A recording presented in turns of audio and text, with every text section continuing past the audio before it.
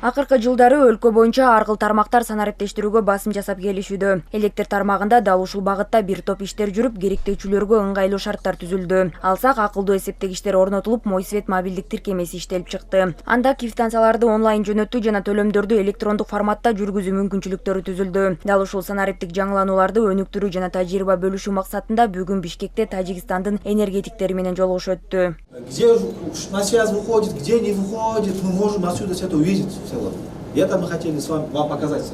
Тажикстандын делегациясы алгач электр энергияны эсепке алуу тутумунун операциялык борбору менен таанышты. Анда өлкө аймагында орнотулган акылдуу эсептегичтерди онлайн көзөмөлдөө, керектөөчүлөрдүн маалыматын ыкчамдалдоо жана кызмат көрсөтүү сапатын жогорулатуу боюнча жүргүзүлүп жаткан иштер көрсөтүлдү. Опыттарды алмаштыруу боюнча 2 күндөн бери биз иш алып барып жатабыз. Бүгүнкү күндө биз ушул курулуп жаткан операционный центр бул жерде өлкө боюнча орнотулуп жакынкы күндөрү орнотулуп бүтө турган 1,5 миллион счетчиктерди ушул жерден биз бардыгын башкарабыз, кантип башкарабыз, ошол жерде бардык маалыматтарды көрөбүз, ал боюнча көргөздүк. Ошондой эле санариптештирүүнүн алкагында кандай жакшы жыйынтыктарга келдик, кандай жетишкендиктерге жеттик, ал боюнча биз кесиптештерибизге толук айтып бердик. Ошол эле учурда алардан дагы Тажикстан мамлекетинде бүгүнкү күндө кандай бул санариптештирүү боюнча кандай иш-чаралар жүрүп жатканы боюнча пикир алмашуу болду да ортодо. Аталган борбордо 3 бөлүктөн турган мониторлор орнотулган. Биринчи бөлүктө ар бир бөлмөнүн ошондой эле серверлер жана генераторлор жайгашкан жайлардын температурасы менен ымдуулугу көзөмөлдөнөт. Ал эми экинчи бөлүктө өлкө боюнча орнотулган акылдуу эсептегичтердин бардыгын көрүп, алыстан башкарууга шарт түзүлгөн.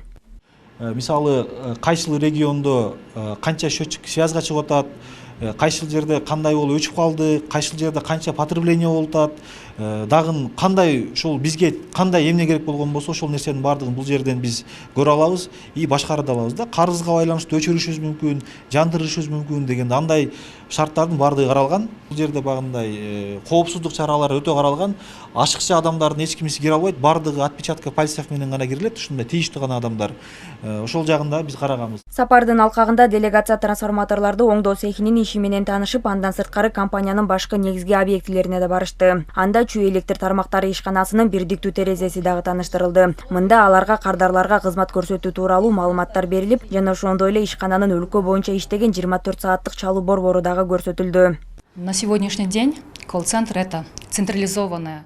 Колл-борбор бул республика боюнча электр энергиясына байланыштуу суроолорго күнү-түнү жооп берген маалымат кызматы. Учурда бул жерде 30 кызматкер иштейт. Алар өлкөнүн 4 бурчунан түшкөн чалууларды кабыл алып, керектөөчүлөргө ыкчам жардам көрсөтүшөт. Абоненттер 105 кыска номерине акысыз чалып, жарык өчүрүүлөр же башка маселелер боюнча маалымат ала алышат.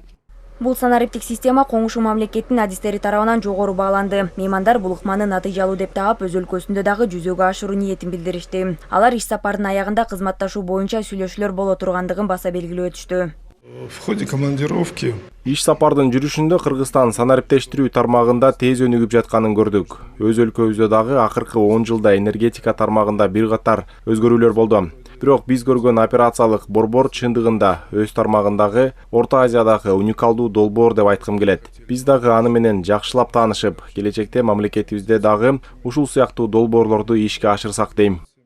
Иш сапардын жүрүшү мындан ары дагы уланып, эки өлкө ортосунда энергетика тармагы боюнча пикир алмашуулар жүргүзүлмөкчү. Бул визиттин натыйжасында жаңы кызматташуулар дагы пландалууда. Мындай тажрыйба алмашуу иштери мамлекеттер арасындагы алаканы гана бекемдебестен, Борбордук Азиядагы энергетика тармагынын өнүгүүсүнө жана технологиялык өсүүсүнө дагы өөлгө түзөт.